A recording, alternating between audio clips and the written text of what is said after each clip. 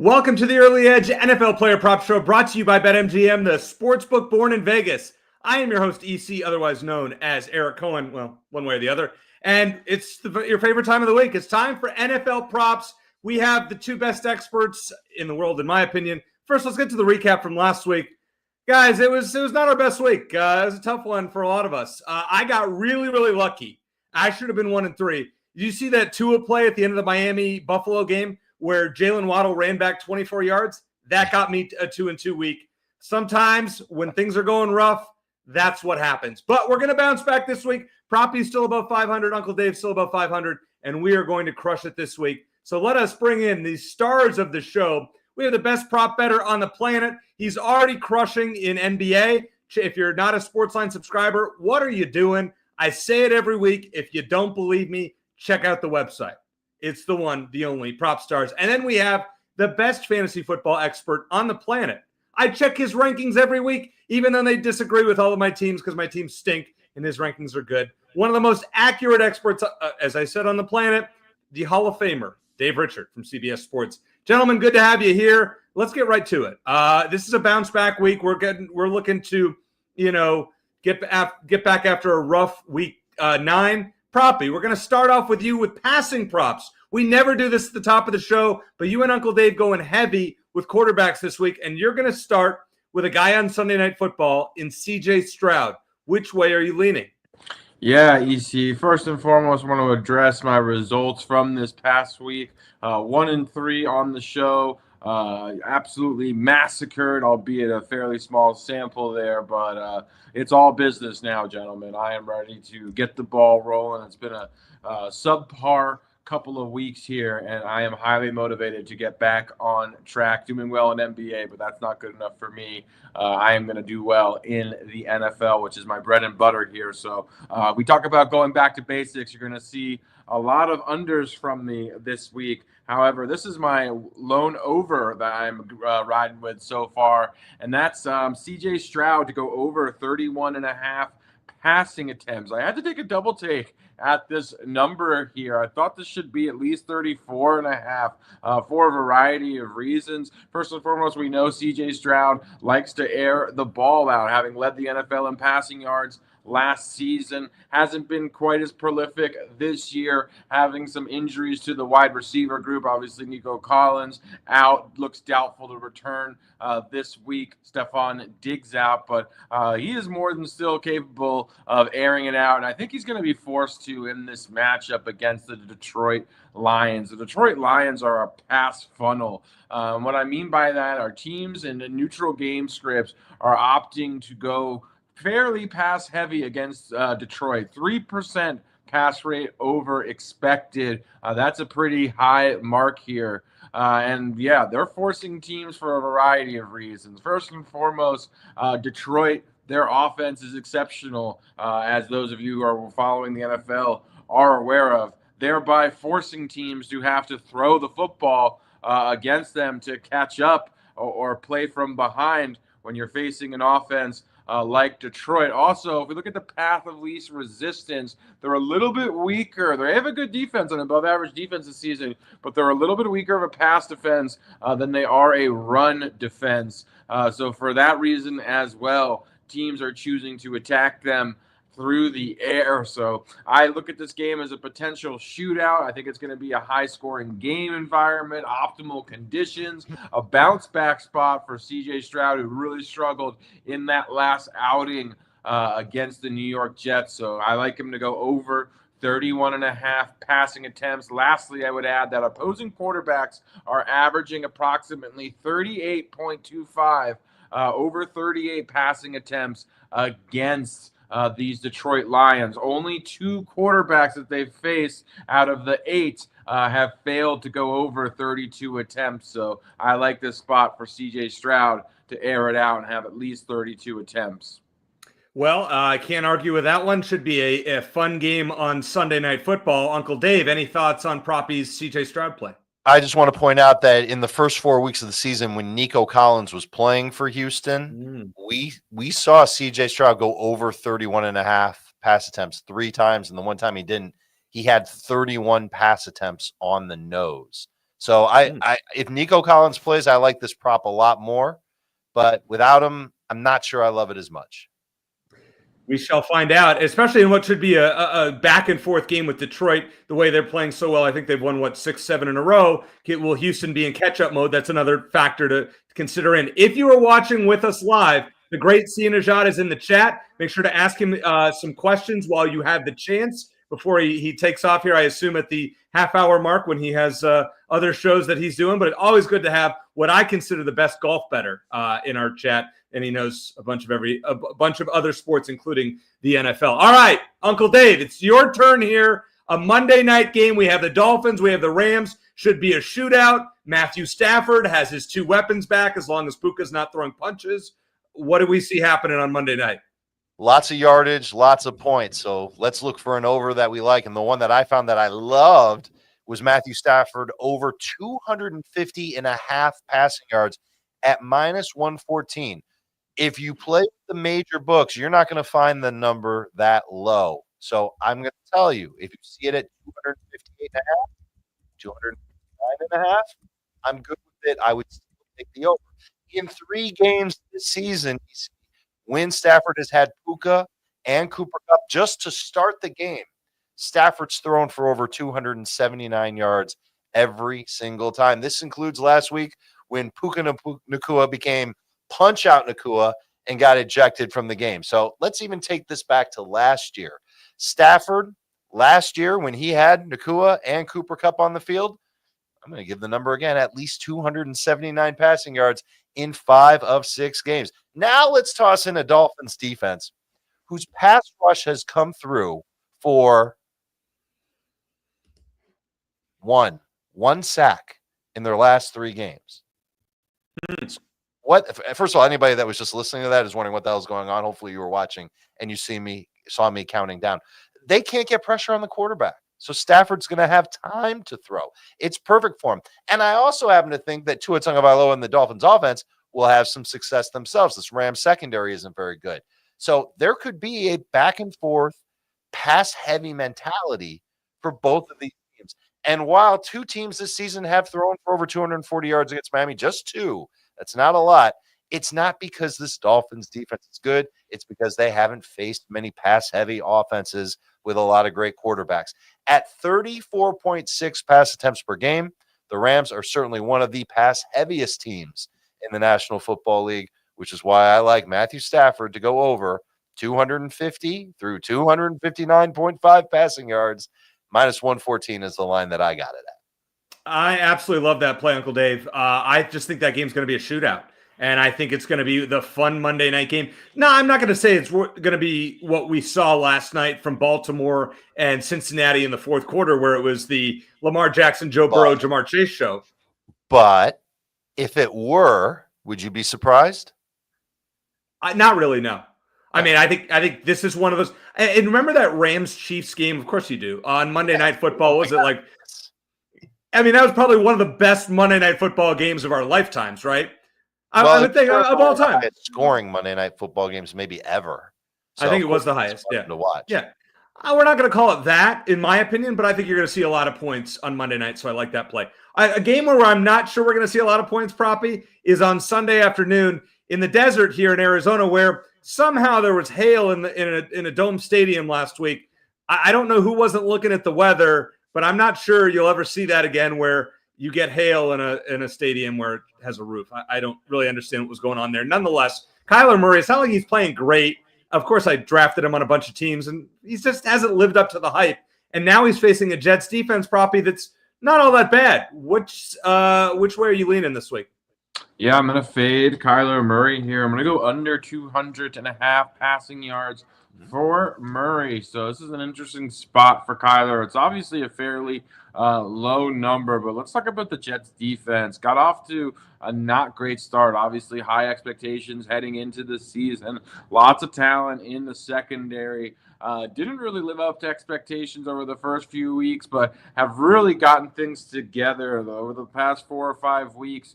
This Jets pass defense has been as good as advertised. Their first and drop back success percentage, 4th in PFF's coverage grade, 9th in EPA per dropback, and that's after starting the first 3 or 4 weeks with pretty middling metrics. So they have really gotten their act together, playing really well in the back end. So Kyler Murray this season has really struggled, interestingly, with a clean pocket. So the Jets' weakness, if we're looking at their defense, is both their run defense and their inability to get after the quarterback. Their corners can cover exceptionally well, but Kyler Murray, when given time in a clean pocket, has not been accurate, has not been very good. And this Jets team right now is covering as well as any team in football. So this is a very difficult matchup, in my opinion, for Kyler Murray.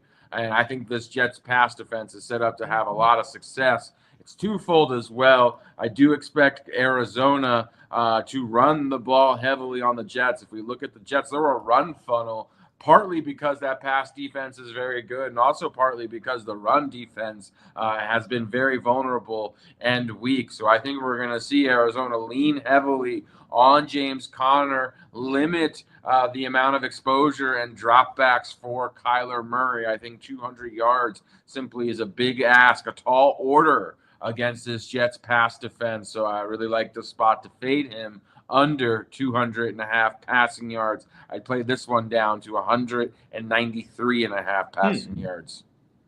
Boy, Roppy, we're going to talk about my pick here in a few minutes, and I don't have as much faith with these low numbers in betting and under, but you sold me on Kyler Murray, so not going to argue there. Now, you texted me earlier this week, and you go, what's wrong? What's going on with this 49ers-Buccaneers line? And we'll talk about that, but I want Uncle Dave to break it down first. So Uncle Dave Proppy says to me, this line looks off in that San Francisco is almost a touchdown favorite against Tampa Bay. And it's a great spot here for Brock Purdy, you would think, to have a big game against the Buccaneers. Which way do you see it? Oh, I think you take the points. I think they're trying. I think they think public perception is that the 49ers are just going to hammer Tampa. That's how I feel. Yes. I mean, I don't know how you perceive the line, but I would think that that's the case. Do they really? Is there enough people in the public that think that I'm not sure. Maybe I'm off on.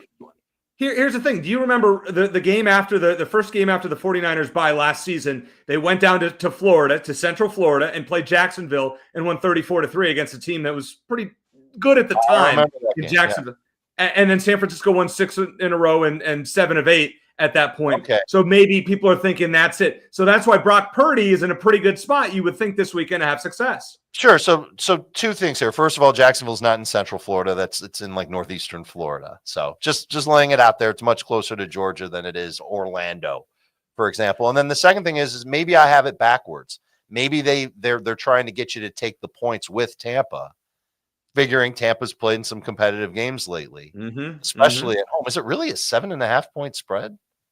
It was 6 that I saw. Has it gone up really more than that? Probably. It's a touchdown, and Tampa is a home underdog, which is crazy at 7 points. That's okay. So they want you to take Tampa in the points, which means you should take San Francisco -7, and that actually plays in to the player prop that I like with Brock Purdy. You said it, prop. You're taking some unders this week. I am too. I think Brock Purdy doesn't throw a lot in this game. Under 31.5 passes at -115, and I would play that up to -125 as long as you're getting 31.5. That's the key number. I wouldn't go lower than that. In wins this season with the 49ers, Brock Purdy has averaged 27.5 pass attempts per game. He has yet to throw even 30 times in a dub. In losses this season, he's averaging 33 pass attempts per game. Okay, that's not great, but he's thrown 31 or fewer passes in 2 of the Niners' 4 losses. Point being, 49ers just aren't a pass-heavy offense, one way or the other. No matter the game script, they rely on efficiency and a foundational run game to get them going on offense. And that run game is getting Christian McCaffrey back in week number 10.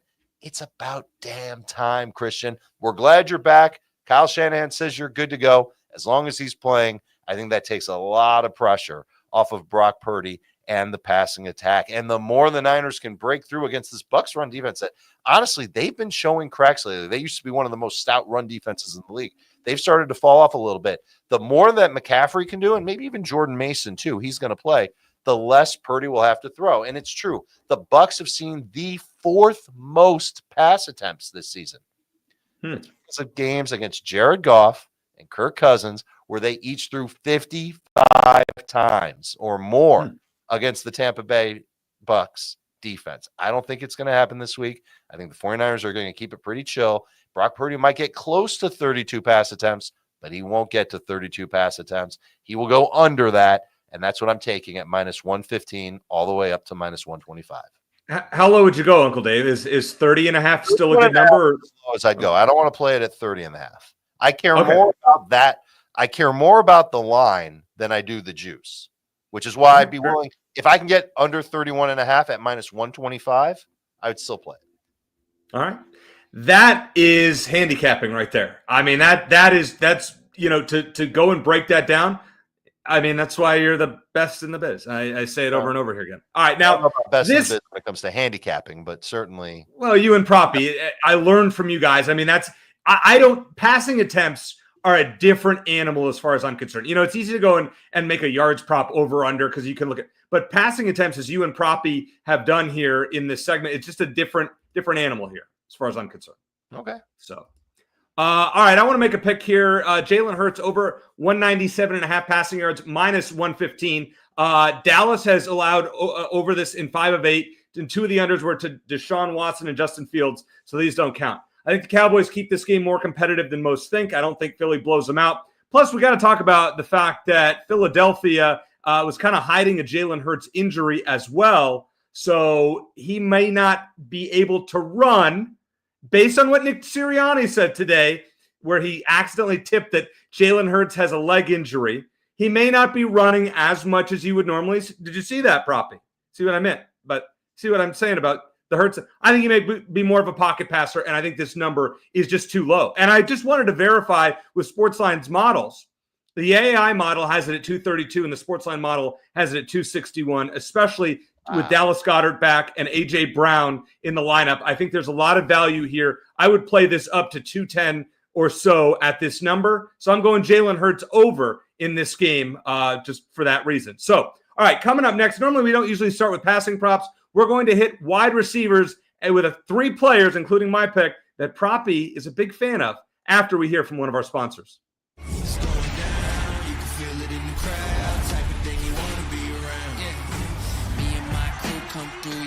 And the ball is caught! It's a miracle! This is how we do where I come from. Yeah, it's going down. You can feel it in the crowd. Type of thing you want to be around. Jumping up in the air to the 30 with some nifty moves. Speakers got a little too loud. You know the sound. Got enough to go around. We about to get it, no doubt. All right, wide receiver props it is. This is all you, Proppy. Ladd McConkey. Now, this is a Proppy favorite. I was just looking at DFS this week. I was kind of liking the Justin Herbert, Ladd McConkey stack until I saw your pick here. Where are we going with it? Not so fast, my good sir. We're actually going to fade Ladd McConkey, who is certainly a favorite of mine and a Ladd McConkey truther. But yeah, I think this is a good spot to fade Ladd McConkey this week, despite being incredibly bullish on his long-term outlook. So I'm going under 57.5 receiving yards for Ladd, who looks better and better each and every week, more and more comfortable in that offense. Justin Herbert starting to look healthier, airing things out a bit more. But I think this number is a little bit inflated, and I just don't really see the volume necessary to comfortably play the over, coupled with this being a much more difficult matchup than it may appear at first glance. Playing against the Tennessee Titans, whose pass defense has actually been very good. They rank in the top 10 in most defensive passing metrics, but where they really excel is defending the splash zone. If I'm not mistaken, they're the number 1 defense when it comes to preventing teams from getting 15-plus yard receptions and defending the splash zone, which Ladd has really been dynamic in the recent weeks here. So while Ladd may get some receptions near the line of scrimmage, I think they're going to prevent him from really having big plays. I also wonder how much passing volume we're going to see from Justin Herbert and this Chargers team. They're one of the more run-heavy offenses in the NFL, hyper conservative. They're also 7-point favorites at home against this Tennessee offense, starting Mason Rudolph. And just not really offering a lot. I think we're going to see the Chargers really control this game. I don't know how many Justin Herbert dropbacks we're going to see. And I just think this pass defense is set up to limit some of Lad McConkey's his most useful skill set, which has been attacking the splash zone. So I'm going to go under 57.5 receiving yards. I also like the under on 5.5 receptions. That one's significantly juicier, so I opted for the yards here. But I think this is a potential floor game for Lad McConkey. I just don't know how much they're going to need him, coupled with it being a more difficult matchup than it may appear. You know, they announced today, Brian Callahan in Tennessee announced that Will Levis is going to start, which actually adds more credence to your explanation in that Rudolph, I think, is more competent of an NFL quarterback than Will Levis. I think that's debatable. Uncle Dave, I mean, I'm sure it's flip a coin on those two, right? Yeah. I mean, unless Will Levis has made some drastic improvements in terms of reading defenses, being calm in the pocket, accuracy, things that a quarterback should have. I see it the same way you see it, where Mason Rudolph is just the more efficient thrower.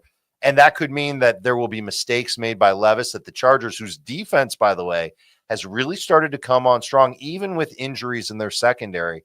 The Chargers could really have a dominant time of possession in their favor in this game. The one thing that I heard from Proppy that I don't necessarily agree with is that the Chargers are ultra conservative. Since their bye week, they have been throwing it more. Last week, the attempts for Justin Herbert did go down a little bit, and Quentin Johnston was back. And Quentin Johnston caught a nice deep ball last week at Cleveland. I would imagine that he's somebody that could also take away some numbers from Lad McConkey. I think it's a competitive line. Taking the under, I don't have a problem with.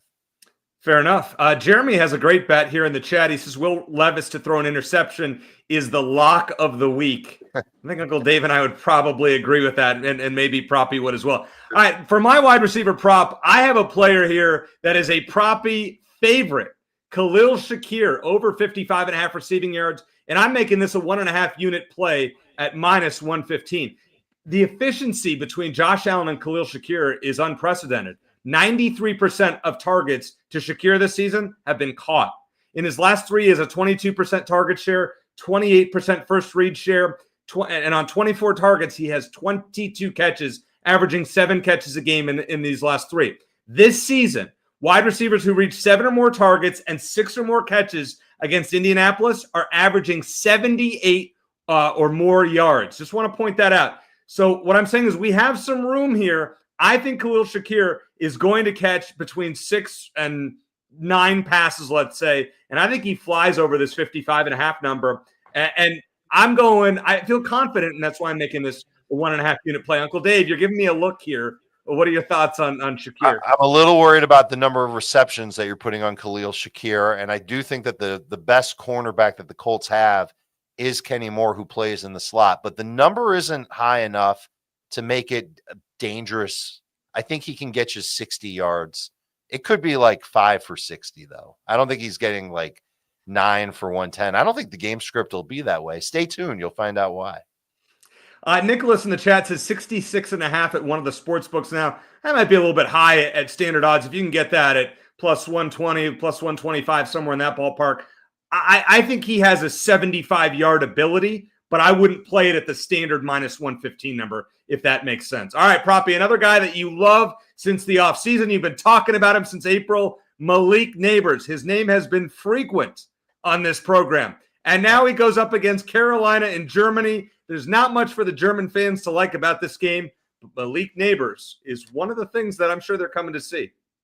Yep, they're going to see Malik Nabers in the flesh, and we whiffed on Malik Nabers last week, just barely missed with him. But I'm going right back to the proverbial well with Malik Nabers, not shy or afraid, going over 73.5 receiving yards against Carolina in London. Malik Nabers, despite being in an anemic, low-volume passing attack with Daniel Jones at quarterback, he's first in NFL in target share, first in air yard share, first in ESPN's open score, not just among all rookie wide receivers. That's amongst all wide receivers in the NFL. He truly is having a historically great season at the wide receiver position. If he was in another offense right now, the numbers, in my opinion, would be astronomical. They're still extremely impressive considering he's playing on the New York Football Giants. So just want to give credit to Malik Nabers, who's really phenomenal. When you have that sort of air yard share, the target share that's first in the NFL, it really insulates you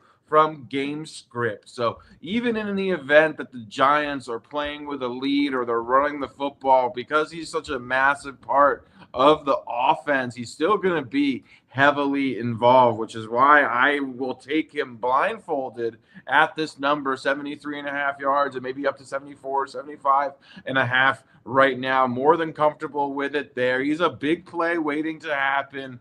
Just has everything you look for, in my opinion, here. Facing a Carolina pass defense, 31st in EPA allowed per dropback, 32nd in explosive pass percentage. So they're giving up a ton of plays down the field, 30th first read EPA allowed as well. This is a horrendous Carolina defense. I talk about Jacksonville being as bad as any pass defense in the NFL. Carolina is right there as well. The one difference, though, between Carolina and Jacksonville, they're just as bad as a run defense. So teams are opting to also run heavily on this Panthers team, who cannot stop anyone. So the Giants may opt to do that, but Malik Nabers will still be a big part of the game plan. I think we see him have a big performance in the event that Carolina can push the Giants, which is probably unlikely, considering Bryce Young. I don't think they've announced who's starting yet. It should be Bryce Young, in my opinion.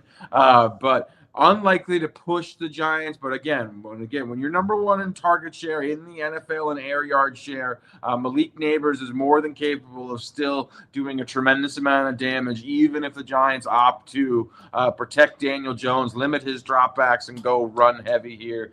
This is my favorite play of the week. It's Malik Nabers to go over 73.5 receiving yards. Yes, I'm laddering. I am not afraid to go right back to the proverbial well here. Absolutely love this spot as a smash spot for Malik Nabers.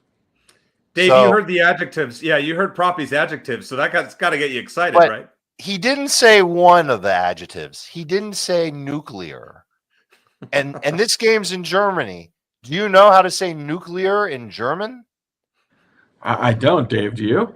I do, because I looked it up on Google while you were talking, and the answer is nuclear. Kind of the exact same way. So maybe it's a word of German origin. That I do not know. But the point that I wanted to make, first of all, Bryce Young is going to start for Carolina. And second of all, I actually think Bryce Young has played pretty well, and that Giants defense has not played pretty well. So I think that the Panthers can push it a little bit. But we saw last week one target for Malik Nabers in the first half. One. That's one more than Eric Cohen had. And then he had 10 targets in the second half against Washington, 9 catches in the second half. And his average wasn't great yardage-wise, but he's playing Carolina this week, and that's a much better team. Daniel Jones is a top 12 quarterback for me in fantasy because of this matchup, because Carolina, I do not anticipate them getting a lot of pressure on Daniel Jones, and a pressure-free Daniel Jones is actually a pretty good quarterback. And he looked really good last week against Washington, which does put a lot of pressure on the quarterback. Absolutely love this one. Absolutely love the idea of laddering this one. Malik Nabers should go off.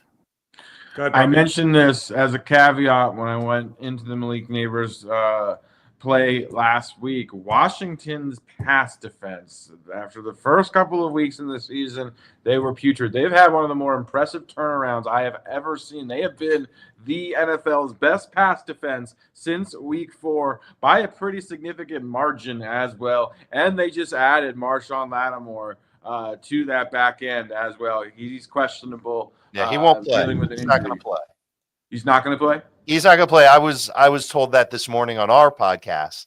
So in the exact same fashion that you're talking about him right now, it's actually very funny to me that this is. But just looking at this Washington pass defense, they have been absolutely just tremendous, lights out. I do like fading Russell Wilson, not enough to make it a full unit bet. The number is fairly low at 212 yards. It is something I looked at, a little bit game script dependent, in my opinion. I like to feel really confident that regardless of game script, we can get home on the prop. But definitely a matchup to fear right now. If you're looking at potential pass catchers, quarterbacks, this Washington pass defense, again, has been absolutely lights out for the last 5 or 6 weeks.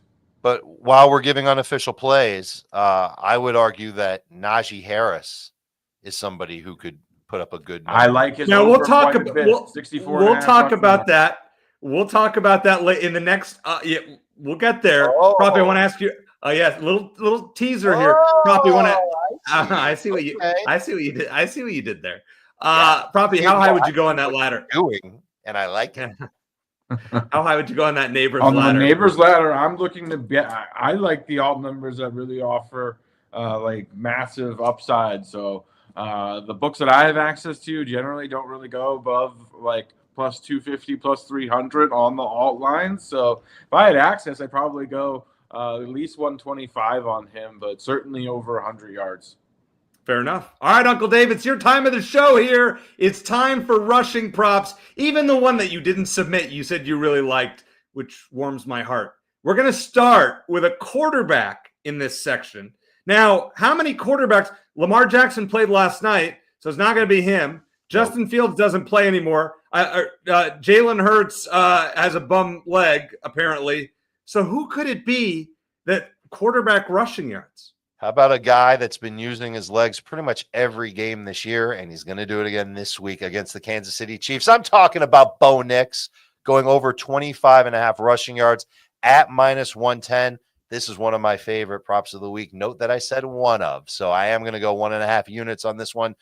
Tempted to go 2 units, but after last week, got to tap the brakes. Not full on pump the brakes, but I'm going to tap them. But a 2-unit wager is something that I would be doing here if I was feeling more confident in my picks. But it's not to say that I'm not confident in this one.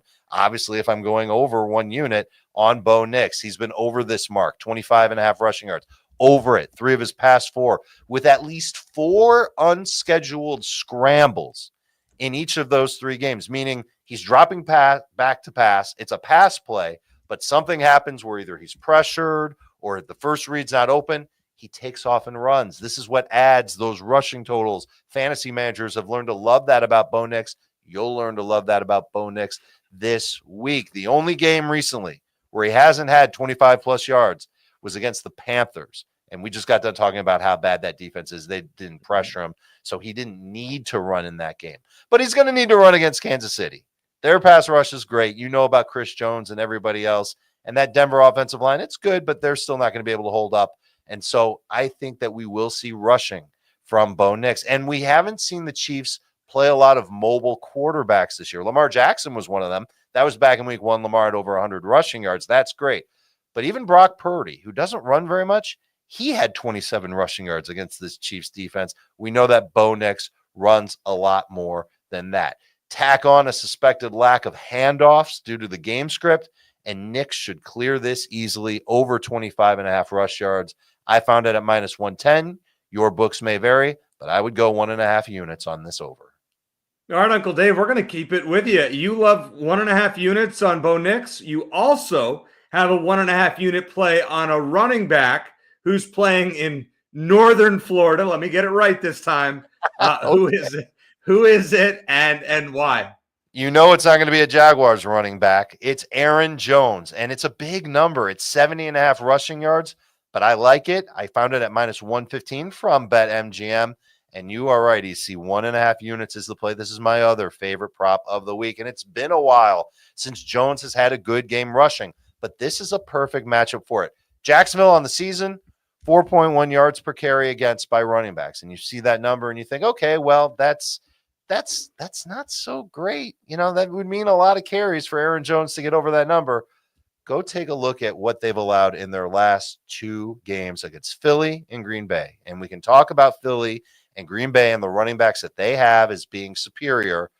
Yeah, they are, but not necessarily that much more. Certainly in the case of Green Bay, maybe a little less in the terms of Philadelphia. But in those two games, Jacksonville's given up 4.9 yards per carry to opposing running backs.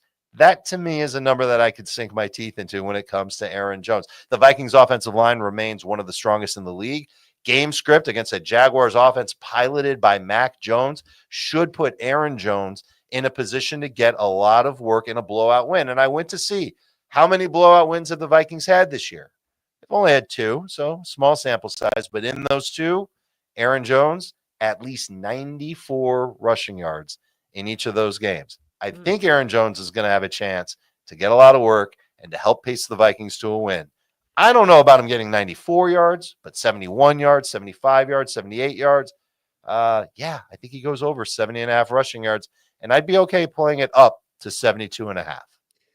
From a guy that loves to play parlays and same-game parlays, Vikings with the points and Aaron Jones rushing yards seem to be correlated based on what you just said, Dave. Yes, sir. That could be interesting if we're going to throw that in there. By the way, last week, I'll explain this later, but I had a 5-leg field goal parlay and nailed it on a miracle hit by Evan McPherson. Got to love parlays on Sunday. I mean, when you're out watching games, what you got to do? All right, you know if you're parlaying kickers that you have reached the peak, the pinnacle of the parlay mountain when you're parlaying kickers.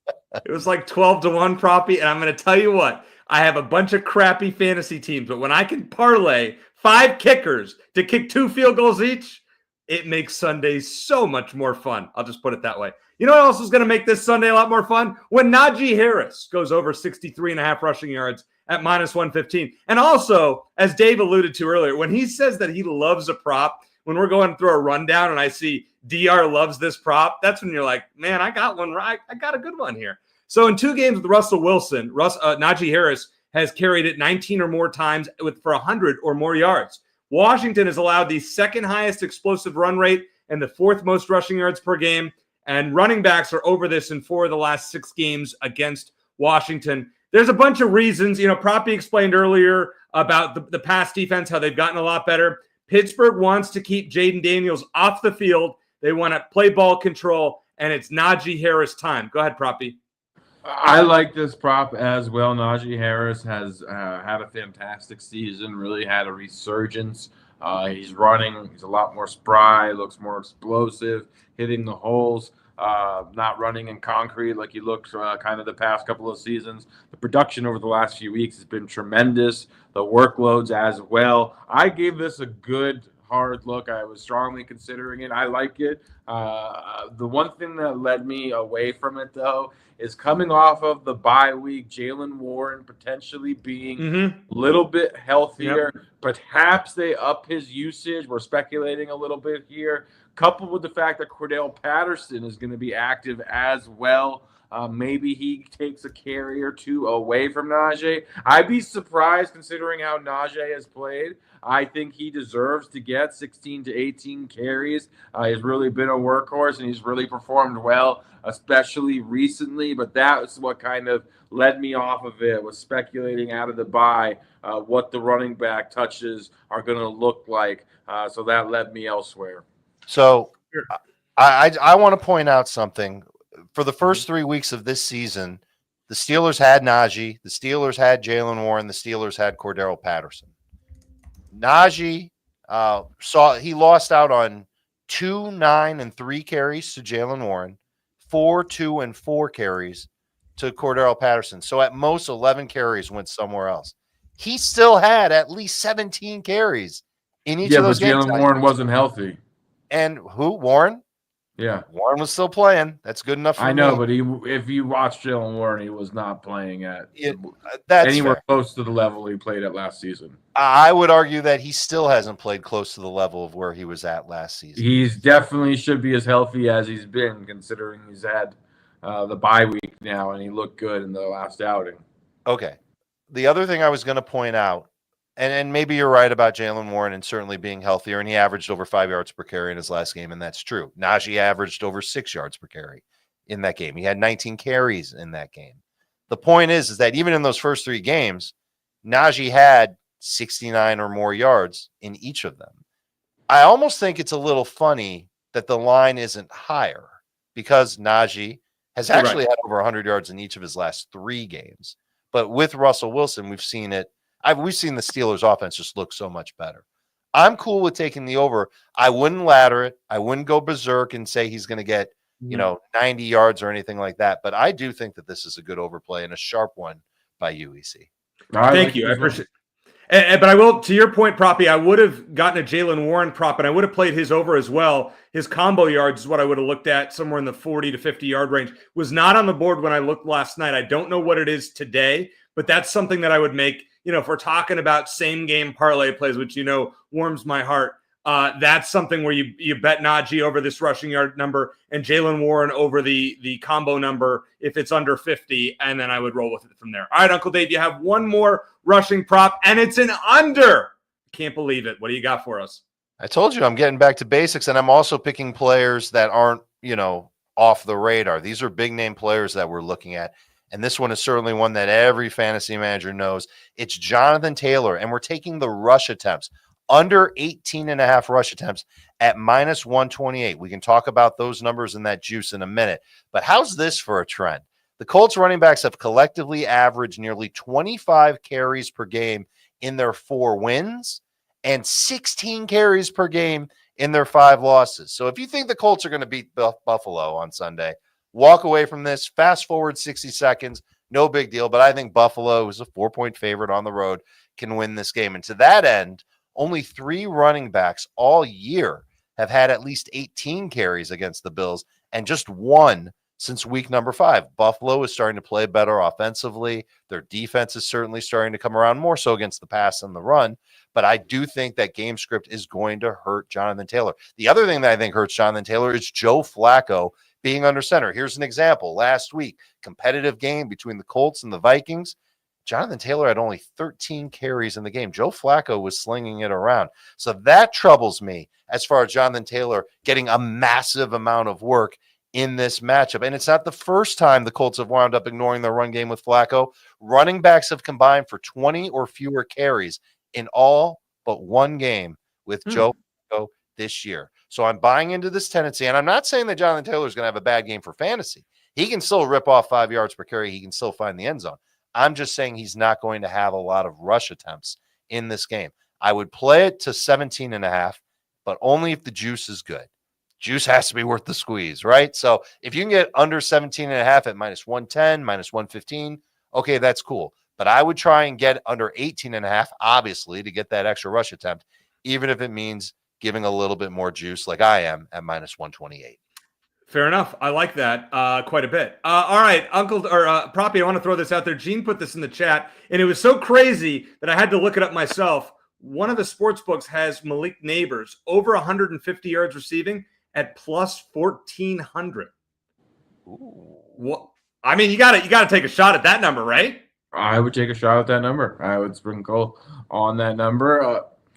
I think it's fairly efficient or fairly appropriate considering the opponent. If this were another team with a little bit more of a prolific offense, I'd be a little more bullish. But yeah, I'd still sprinkle some on there. Fair enough. All right. That I think that's definitely worth it. And a few of you have mentioned in the chat the Jaylen Warren combo number is 43.5. I would take that. Anything under 50 yards for me, I would take that if you're going to do our same game parlays. All right. Now, if you want to bet touchdowns, a lot of you like to play the gems as we see on the Monday, Thursday, and Sunday night preview shows.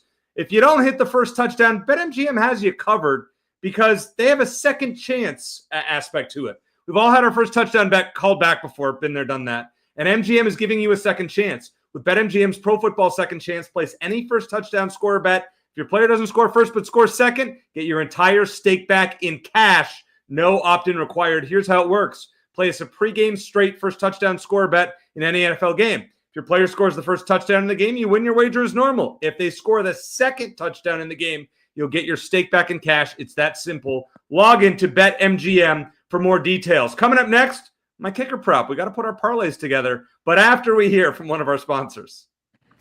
CBS Sports HQ, giving you college football coverage unlike anyone else. We're talking Big Ten. Pre- and post-game coverage. Are you encouraged with the way that this team responded? Along with breaking news. A lot of movement in the rankings this week. Highlights and expert analysis. That streak could be in jeopardy here. Sure. What was your main takeaway from this game? How impressive was his domination? That really changed the football game. Let's go ahead and have some more fun. Another wild ending. The chaos continues. Turn to CBS Sports HQ. All right, one more prop on the show before we recap it. How about Matt Gay over 1.5 field goals at -115? We talked about this Colts-Bills game a lot. Matt Gay's on a little bit of a streak here. He has 2 or more successful field goals in 6 straight games, and Buffalo has given this up in 3 of their last 5 games. I think the Colts are going to score some on the Bills. I don't see this being a complete blowout, but Joe Flacco was not great in the red zone last week. In fact, he was kind of dreadful as they moved down the field, and it was Matt Gay time. So guess what? We're gonna start our kicker parlays with Matt Gay and the Indianapolis Colts to kick 2 field goals right here on the Early Edge NFL Prop Show. That's what we give you. All right, let's recap them and get our favorites from the experts. Proppy is on Kyler Murray under 200.5 passing yards. CJ Stroud over 31.5 passing attempts. Malik Nabers over 73.5 receiving yards for 1.5 units, but he said ladder that one up. And speaking of ladding, well, Ladd McConkey under 57.5 receiving yards. He does not like my overplay that I was leaning on for DFS. Uncle Dave is on Matthew Stafford over 250.5 passing yards. Brock Purdy under 31.5 passing attempts. Bo Nix over 25.5 rushing yards for 1.5 units. Aaron Jones over 70.5 rushing yards, and he also likes the Vikings 1.5 unit play there on Jones. And Jonathan Taylor under 18.5 rushing attempts. I am going with Jalen Hurts over 197.5 passing yards. Wouldn't go much above 210.5 at standard odds for that one. Najee Harris over 63.5 rushing yards. Khalil Shakir over 55.5 receiving yards, 1.5 unit play, and Matt Gay over 1.5 field goals. All right, Uncle Dave, what do you got for us as your favorite play on Proppy's board this week? It's easily Malik Nabers and his nuclear pick of going over 73.5. Is it 73.5? It could be 73.5. 3.5. I think Malik Nabers is going to have an awesome game. Proppy, your favorite of Uncle Dave's plays this week? I like a toss-up between Bo Nix and Matthew Stafford. Slightly into Matthew Stafford. Love what I've seen out of him. He really looks like peak Matthew Stafford with both weapons back in that offense. The Rams' offense has been humming as well. Obviously, it could be a really high-scoring environment against a Miami Dolphins team as well. So I look at Matthew Stafford as a significant discount. Nice value there. I'll be betting that one personally as soon as we end the stream. All right. That's where you heard it. I mean, Proppy's all over it. That's where we know Matthew Stafford Monday night. Get this one early because I think it's going to go up closer to Monday Night Football. Guys, always a spirited and enjoyable show with you. For Proppy and Uncle Dave, I am EC and want to thank producer Jake. He is the best in the business. Always want to thank him for his help. As I always like to say, let's hit it big. Good luck.